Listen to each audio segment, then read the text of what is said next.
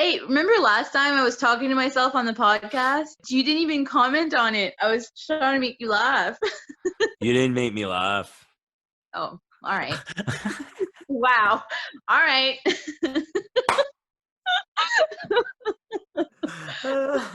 You're lucky I'm not there because I'd slap you a little You bit. should have seen your face when I said that. That was hilarious.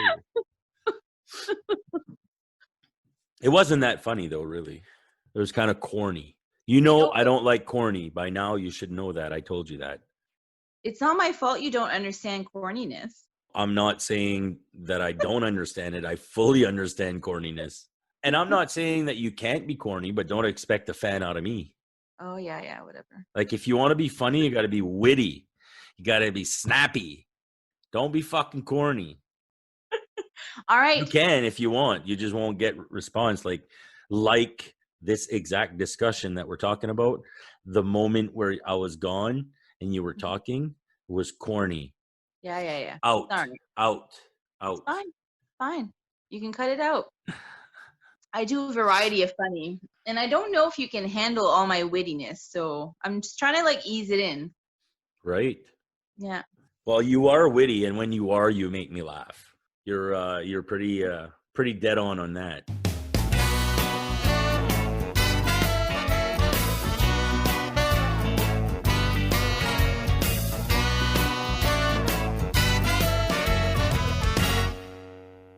I went to the dentist again today. Oh, no, that's going to be another 23 minutes. No, we don't have to include it. I'm just, talking. So how did it go? It went good. And they talked about getting my wisdom teeth taken out as well. I was like, they're fine right where they are. They're not causing me any pain.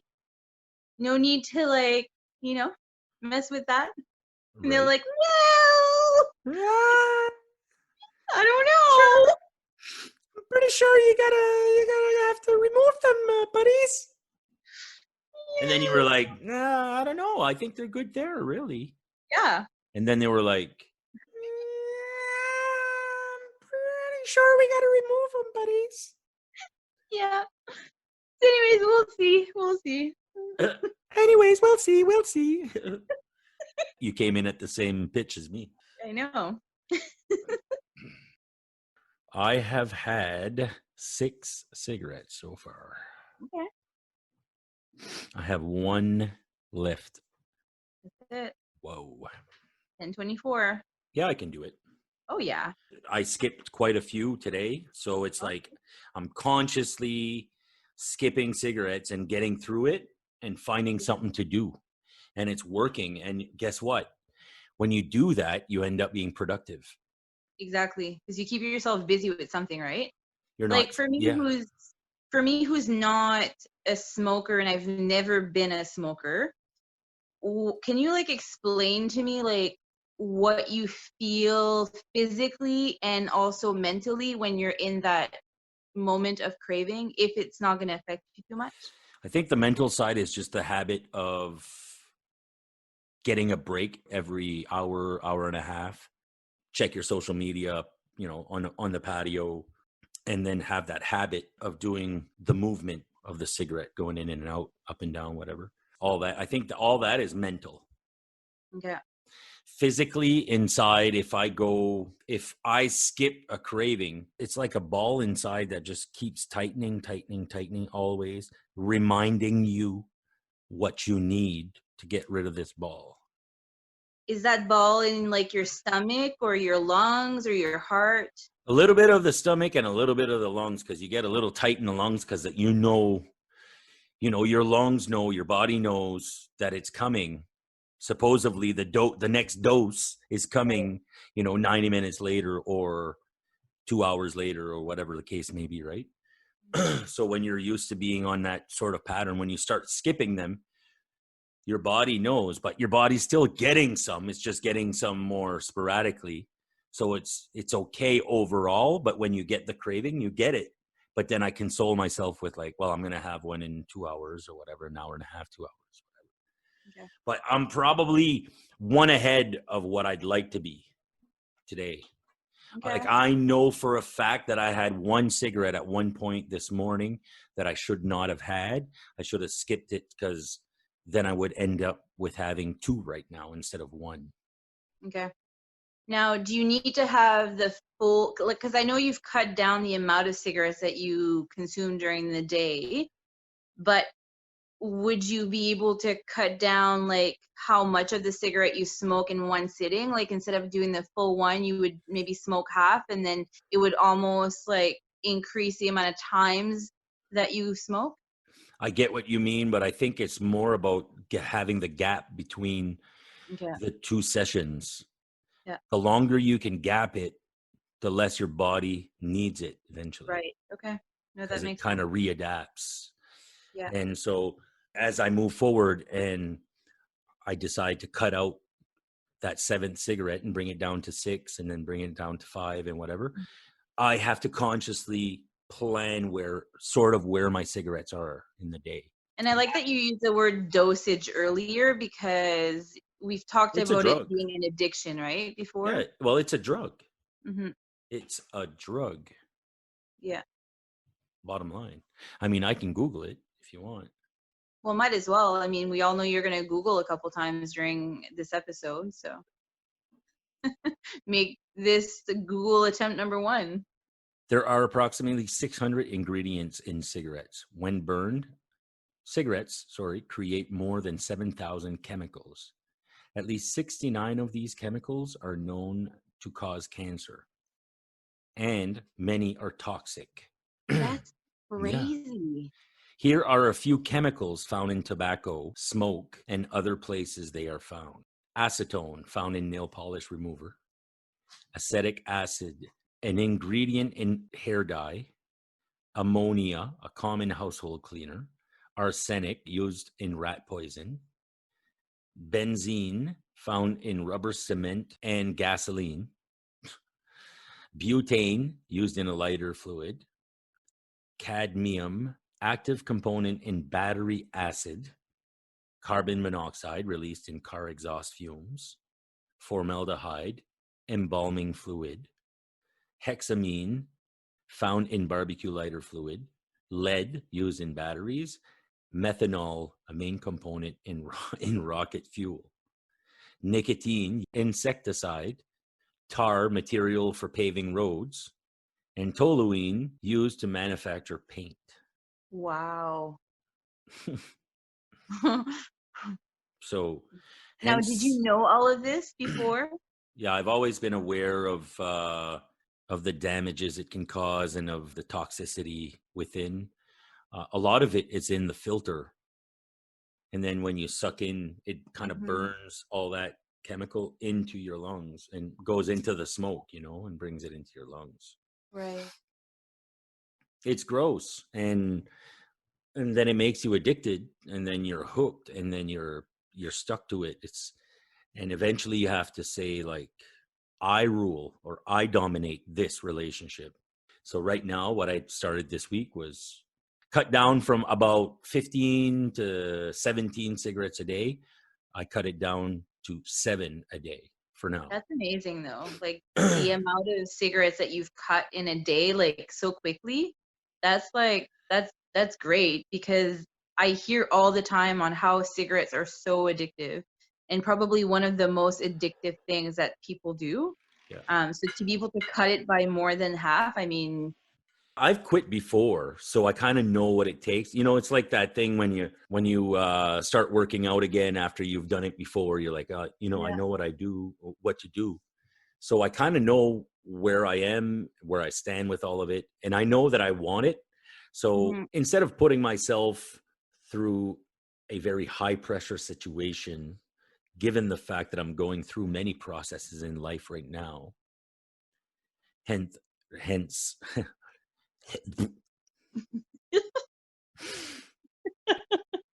Can we keep that in there? no, Why not? You keep all my little maybe at freaking the notes. end. And I can clarify to the people that can't see you that it came from the mouth and not, the bum or something. Okay, go.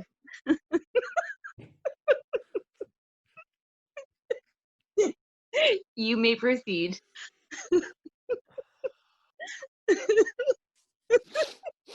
Oh.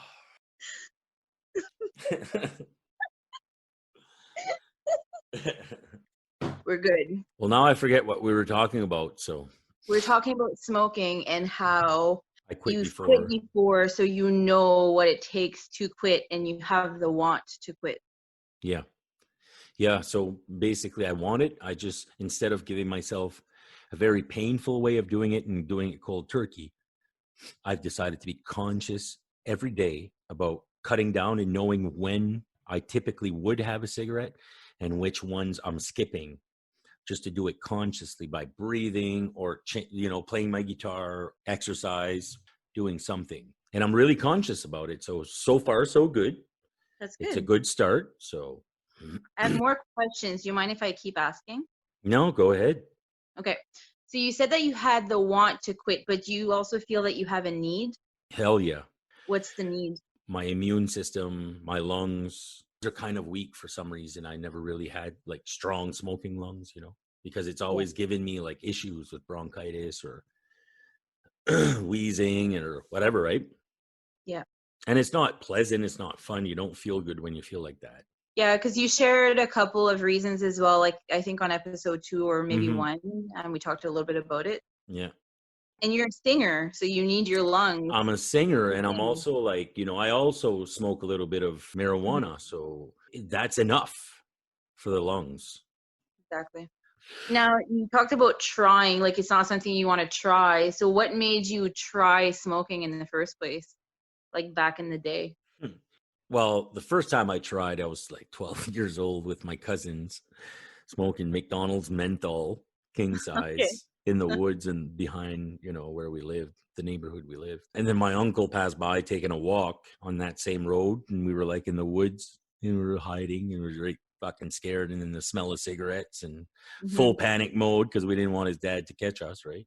Yeah. So we didn't get caught though. They were like 14 or 15, so they were older than me, and they were more worried about getting caught with me, Right. like with a kid, right? I think Yep. I was maybe 11 or 12. So Like, was it a one-time thing? from what I can recollect, yeah, it was a Yeah. one-time thing, but I don't think I smoked again after that. Maybe a time or two, but Okay. with the same cousins. When I really started smoking a bit more regularly was around the age of 16. Yeah. And it's weird because I was a very confused 16-year-old, scared, had no idea what I wanted out of life, what I wanted out of school, what I wanted to do, as a career. I had no clue. I was ADHD. I was in trouble a lot at school and stuff, like not trouble because I was fighting and stuff like that, just because I was bothering in class and shit like that. And I was skipping class a lot and just a very confused time. But I wanted to smoke on my own first, so I went to get a pack Yeah. and I smoked that, and then ended up hanging out with friends and whatever the next day, and now I knew how to smoke because they were Right. smokers, so I didn't want to look like a moron, right? Yeah.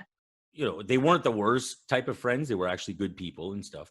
They all turned out okay. Hmm. But they were also, a little bit of the party types and smoking and stuff like that. So at the end of the day, I kind of took that up. But when you think about it, had the doctor not told me you got to stop, I would have continued in hockey and continued to stay in shape and take care of my body. I think that whole thing kind of just shook me to the core, and it confused me even more. Yeah, because I think I remember you saying that when you were younger and playing hockey, you thought that that could be a potential career for you. I definitely wanted to play at levels that were going to actually give me opportunities. Okay. So whether it be at the high school level or at the university level, it would have given me opportunities. It would have opened some doors, and maybe I would have seen something that would have interested me, as a career in university or whatever. Or Hmm. hockey could have maybe taken a great direction. I don't think for a minute that, like, oh my God, they crushed my NHL dreams. What they Yeah. did though is that they stopped a motion that I had been on since I was 6 years old. whatever those opportunities were. It was kind of like they closed the door on you that you weren't ready to shut. Yeah, because at that point, mostly hockey was my passion, you know? It's all I did. I ate and slept and breathed hockey. That's all I did. And I had a cousin that played in the NHL. Okay. So it was like inspiring for me, you know? Well, yeah, of course. Hmm. So I think I would have pushed at least to be able to create some opportunities. But hey, it didn't happen. And then I turned to music, and then I turned to like different friends because obviously I wasn't hanging with the hockey players anymore. I didn't even want to see the hockey players because it caused me anxiety and hurt. Right. My mom was like, you could go be a trainer, you know, at least participate and be a part of it. And I was like, no, no. But I should have went Yeah. and been a trainer and got involved because I think that could have definitely kept me involved in sports. And I don't know why I didn't, but But you might not have been ready at that time, right? Like if you start something while you're bitter about a situation, it might not have been a good path for you at that time. And I mean, look at you now, you're coaching hockey, so it came back into your life. yeah, for sure. For sure. It definitely has. I mean, I've been doing it now for what, 9 years, 10 years. But just to come back to that, had I chosen or had I decided to go and work as a trainer or do something close with a hockey team and help out and all this and all that, get involved, I think it would have been the right decision. For me today, I think I would have made the right decision. I don't feel that I made the right decision that day when I said no to my mom. Don't get me wrong, music has been awesome and everything, but you know, hockey is my first passion before music. Before music, hockey is my passion, you know. And and I always wanted to be something in hockey. Like even I would have been an agent. I would have been a good agent, like a player agent. I'd Yeah. still be a great agent. I'm only 43. Fuck, I'd be a great sports agent. But I didn't grow up in that world, so I didn't get to know all those people and create that network that I would have needed. You know, to start at 43, creating a network in this business is tough because they're like, who the fuck does he think he is? You know, Right. he's been watching hockey on TV, and not that I wouldn't want to coach an NHL team. That's not what I'm saying.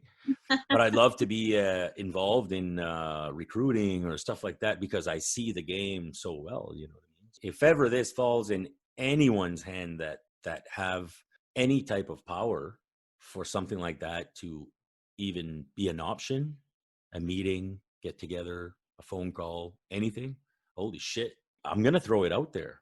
That would be a dream for me. But yeah, you know a little bit more about me now. You know that Yeah. hockey is my first passion. Yeah. So I know that like hockey's your first passion and music kind of fell into place because of what you couldn't do with hockey. But like do you often think of like what your life would be like if you had gone the hockey route? In the reverse, like what are some of the things that wouldn't have happened that you're proud of if you had gone that route, and would you be okay with that? Yeah, I mean, that's the flip side for sure. I've had some really cool opportunities and some cool moments in the music business in the last 20 years. And all those things became significant times in my life and moments that I'll cherish and never forget for sure. 100%. Yeah. I don't regret the life that I've lived. I don't regret all the things that have happened through the last 20 years of my music career. The only regret that I have is that I didn't do more. You know, I had room for more. You know, that's the only regret I have sometimes is that, like, oh man, it's too bad we don't play more or there's no more, not enough shows. Even if there's many, you know, we Hmm. lost 50. Well, wait, now we just lost 3, 4, 5 shows last week. Yeah. So we'd be at 57. Mm. 57 shows that we lost so far through the pandemic. it's unfortunate, right? But I know for me, like the pandemic kind of brought a lot of positive as much as it was painful and negative, and we had to adjust our life.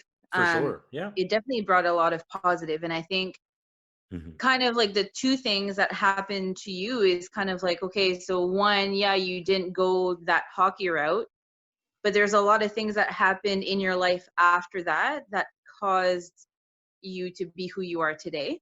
Hmm. And then the pandemic happened, and again it caused us to have to readjust our life. But because we did that, we started on a new lifestyle journey. We kind of like, mostly me, I reevaluated like what I wanted to not necessarily do in life as like a career there, like as I've always wanted to be in leadership. But I think, while talking to you, I've realized how much, being a motivational person, being an inspirational person is important in me. Had this pandemic not happened, I don't know that I would have thought about that. There's so many things that may not have happened had the pandemic not happened. And I know we talked a lot about, how you want to do conferences. And I mean, we have this podcast now. Like, this would not exist had the pandemic not happened, right? And I'm going back to like the whole, hockey versus music. There's a lot of things that has happened in your life because of the music business. A lot of the struggles that you've gone through happen because of the course of your life.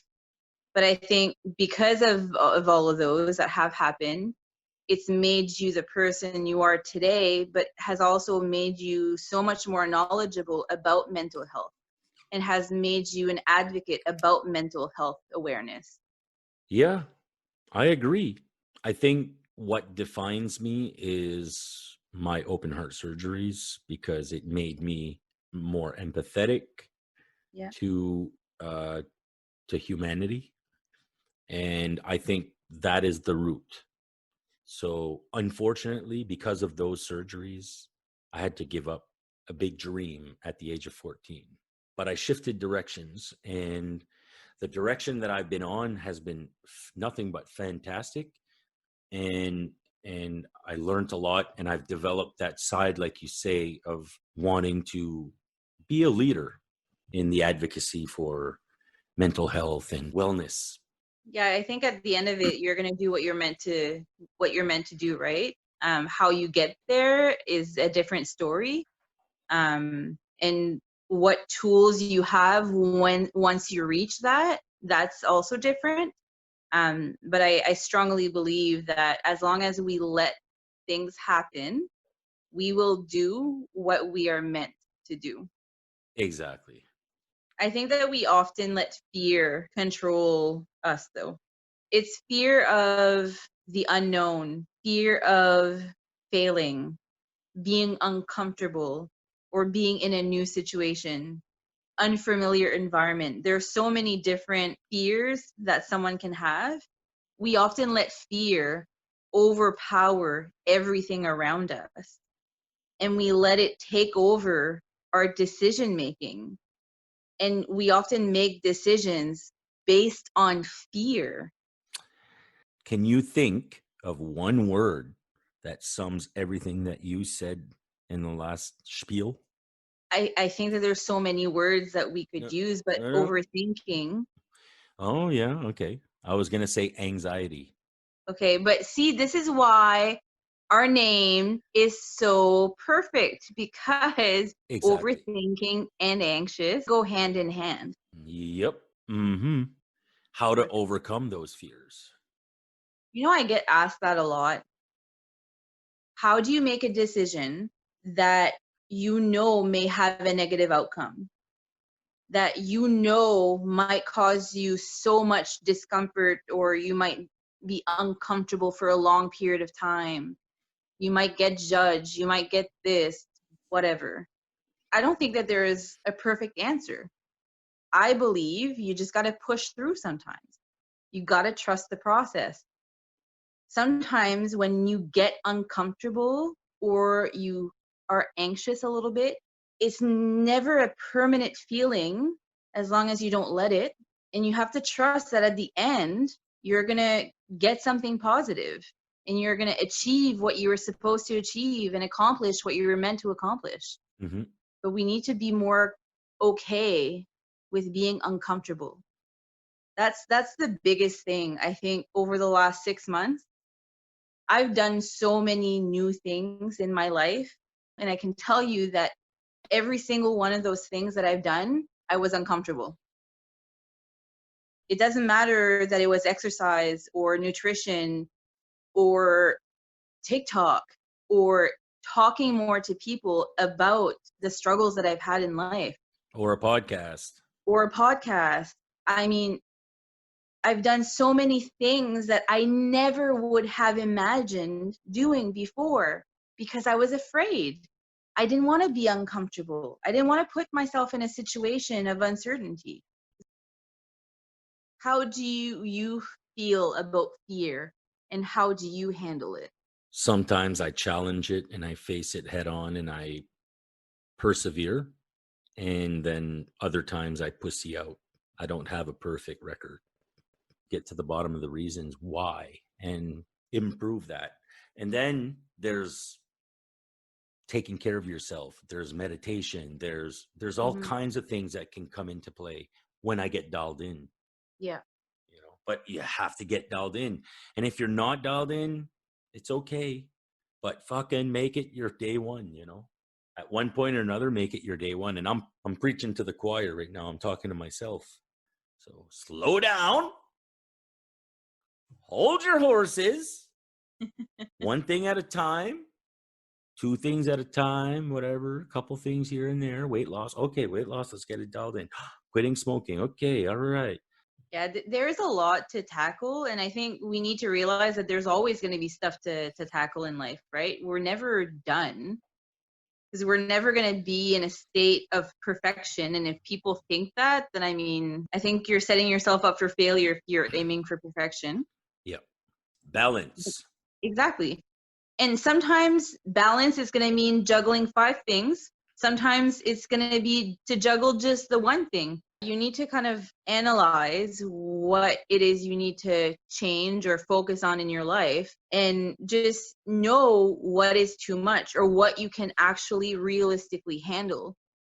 Because if you try to handle too much and you just end up failing or not being successful or whatever word you want to use, then you've set yourself up for failure from the very start. Yeah. Do you have a biggest fear? No. What do you mean? Like something that just absolutely freaks you out. And I'm not talking about like heights or sharks or No. no.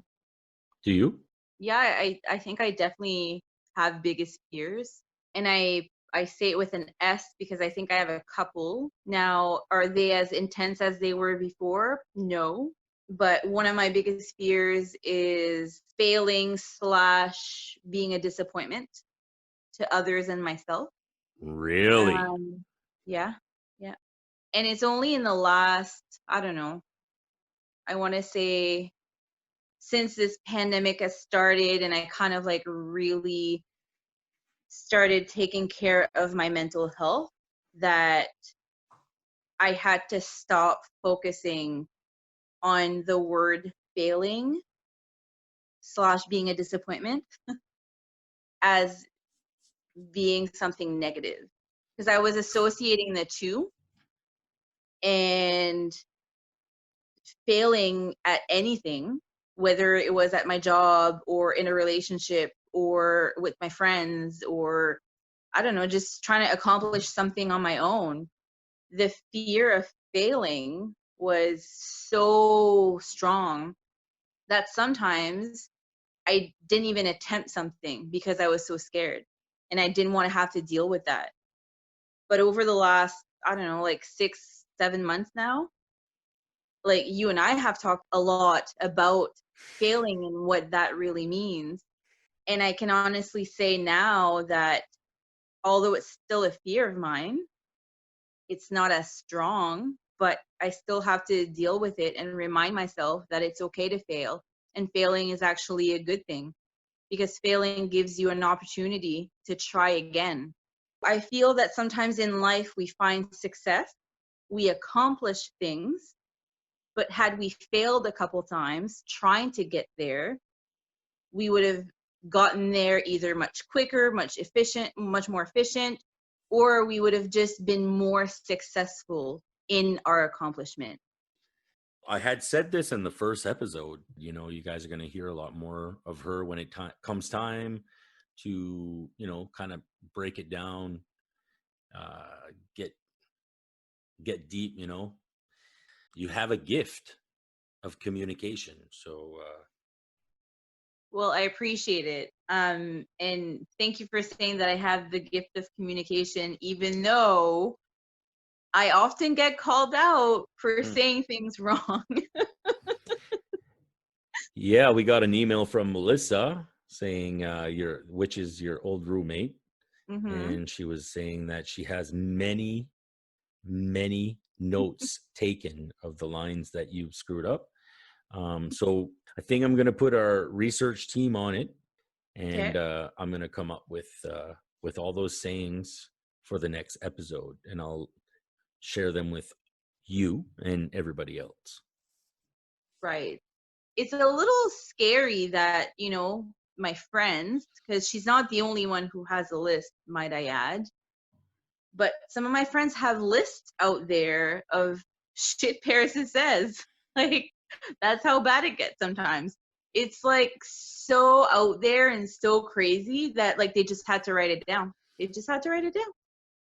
Well, this is a shout out to all of you guys to send it all in, because I want to share it with our audience.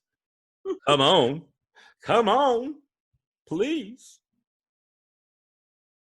Had we not said we said we wanted to talk about this show, we had a couple of specific things. Well, you said that we needed to talk about anxiety more. Yeah, we talked about that. We didn't really talk about it this episode still. Well, fear. Yeah. I don't know. I feel that anxiety is so many feelings into one. Like, yeah, anxiety comes from fear, but it also comes with overthinking. It also comes with like the Stress. thought stress. Is stress fear? I think it can be, but it not necessarily. Because there's different forms of stress, right? Yeah. And like not all stress is stemmed from fear. I should Some Google stress that. is because you can be like crazy busy or crazy overwhelmed with life or work or whatever, and it causes you to be stressed. Mm-hmm. And I think there's so many things that you can feel in life that causes you anxiety. Like we were talking about fears earlier, and I mentioned that I had a couple, and I mentioned one there, but like another one of my fears is abandonment.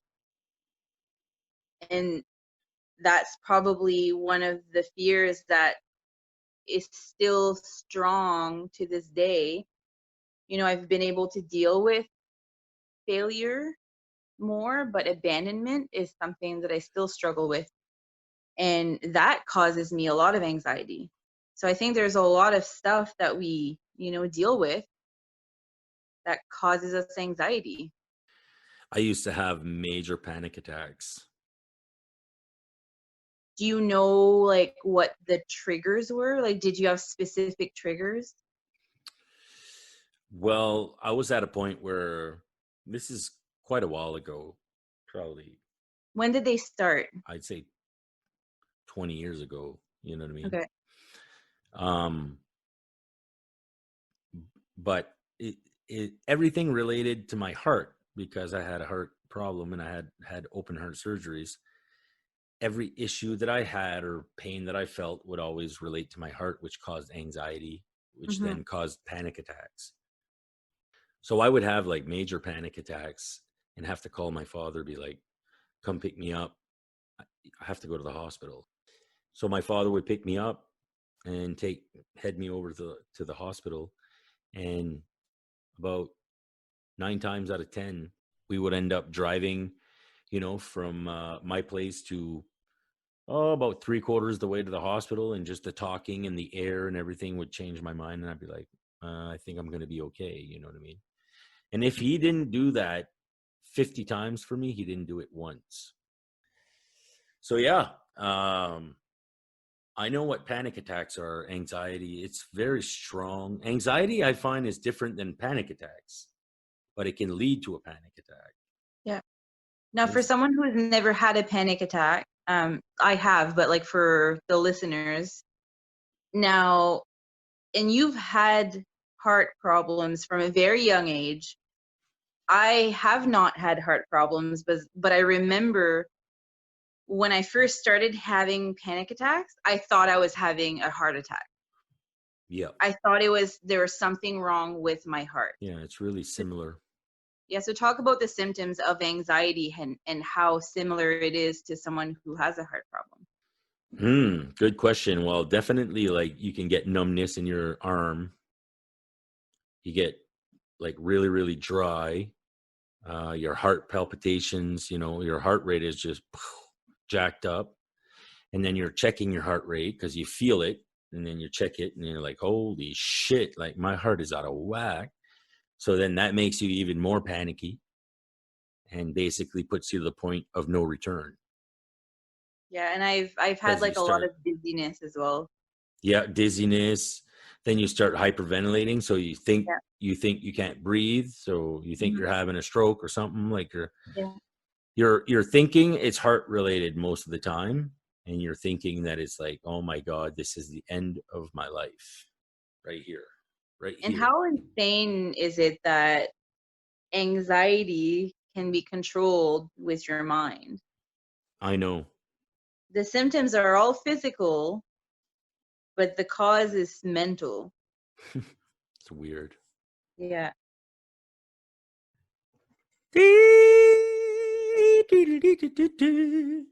Not singing this time. So you really like that show yesterday, eh? Yeah, it's a good show. What's it called? Real Detectives on Netflix. Yeah, I enjoyed it. It's in the documentary section. Did I say that right? Yeah.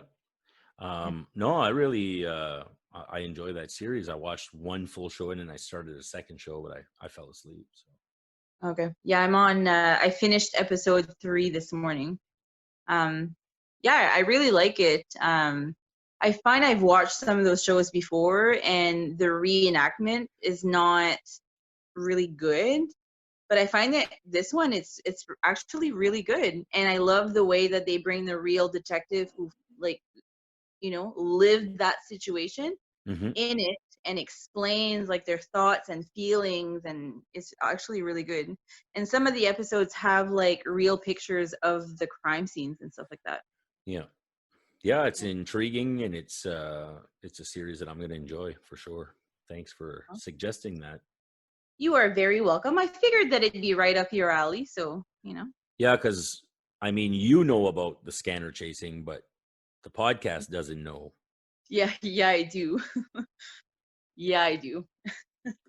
In random moments, like we'll be talking, and all of a sudden there's a siren, and like, okay, gonna call you back. Gotta go check what's up. Pretty And much. Detective Marty, Yeah. out on the run. A lot less now than before, because before it was so awesome. We had the scanner on the phone, on a phone app. I could listen to the scanner for my city and the police scanner and just know everything that was going down. And then you learned the codes, right? Like a 1071. You wanted to go to a 1071. What's a 1071? Is There's that like an issue. Okay. There's I an was gonna issue. say, is that confidential information there? It could be an assault, could be a domestic violence, could be a fight. It's so weird because like you're a city boy, like you're from the city, you've grown up in the city. I'm a country girl, grew up in the country. So for me, it was very typical to find scanners in every household. Yeah. Like I remember my grandfather and like my stepdad, they would listen to the scanner all the time, but that was kind of like our entertainment. There's not much to do out in the country sometimes, so like that No. was, You that get was interesting. And like you the see very few times, you see 2 trains a day. yeah. And that's just because we're lucky because we like live near the train station. But like other than that, you don't hear ambulances, fire trucks, or cops very often. So when you do, you want to know what's going on, you know? And then when I first moved to the city, holy moly. Like I remember talking on the phone with my mom and there'd be like a siren or whatever and she's like, "What's going on? Are you okay? Is everything okay?" But it's typical for the city, right? Yeah. Yeah. But I've never heard, I guess, until I met you, of a city boy who was like so intrigued Trust me. about what's going on. Trust me, I'm not the only one. What do you see when the Pillsbury Doughboy bends over? I don't know. Donuts.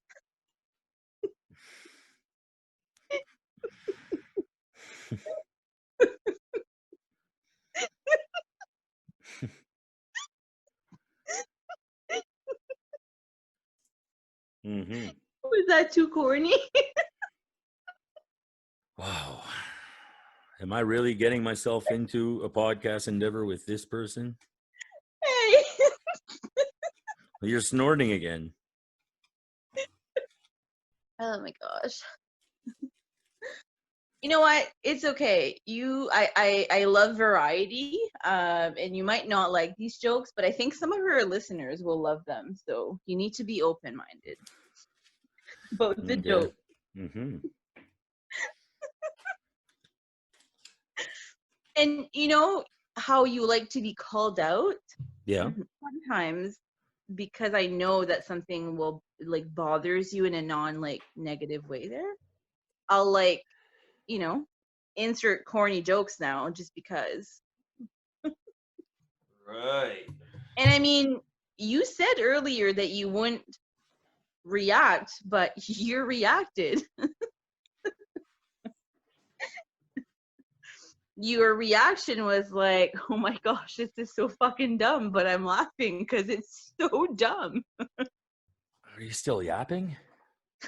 Oh man, you didn't have your headphones on. I didn't No. even notice because I was I was yapping by gone. myself. I was gone. Probably edit that I out went anyway. to refill my water.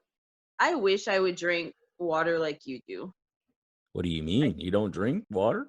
I definitely not as much as I should.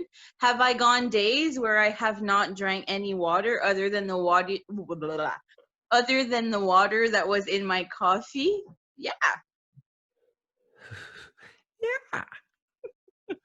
Okay. Well, I don't know. What do you drink? coffee Okay. and sometimes water. Like I don't drink pop or I don't drink milk or juice or whatever. Like I just either drink coffee, water, or nothing Yeah, I really. don't drink milk either. Anymore, if you guys could see the look on Marty's face when he said, "I don't drink milk either." Why don't you drink milk, Marty? Why don't I drink milk, putties? There's a couple reasons. So one, you can't control yourself.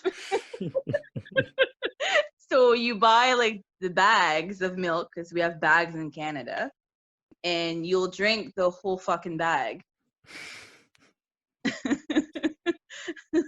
Like the whole thing. So yeah, self-control. And I mean, milk can be high in calories when you're drinking the whole bag. And you're trying to, you're doing the calorie deficit. So as long as you're getting your calcium other ways, which you are, milk was just not worth it in your diet. Or, you know, Yeah, but then I don't get to eat grain wafers. that's a whole other ordeal. What did you call them? Grain wafers? Graham wafers. Graham wafers. Graham. Okay. Graham wafers, whatever. So, like, you mean you miss eating like your whole sleeve of graham wafers with your 12 paper towel around your big ass glass of milk that you probably have the bag right next to you so that you can refill the glass of milk? And then Yes. you dip so many graham wafers into the milk and it gets so soggy. And then you like friggin' put it in your mouth and it just goes all over the place. Hence the 12 napkins that is necessary for this whole process, guys. Yeah. There's one mistake in all of that. What's that? That it's graham wafers, not graham wafers. All right. You should Google it because I'm pretty sure that Google that Google will provide us the proper No. but it's spelled Graham though. The AHA makes AM. Makes the AM. So graham. You just Graham. sound like you're from like Texas or something. Graham wafers. Well, that's what it is, man. It's graham. It's from Texas. Oh my gosh, now you have a list. It's from Texas. We've been in phase orange for, is it going to be 2 weeks on Friday? I think so. Yeah. One family bubble. Yeah.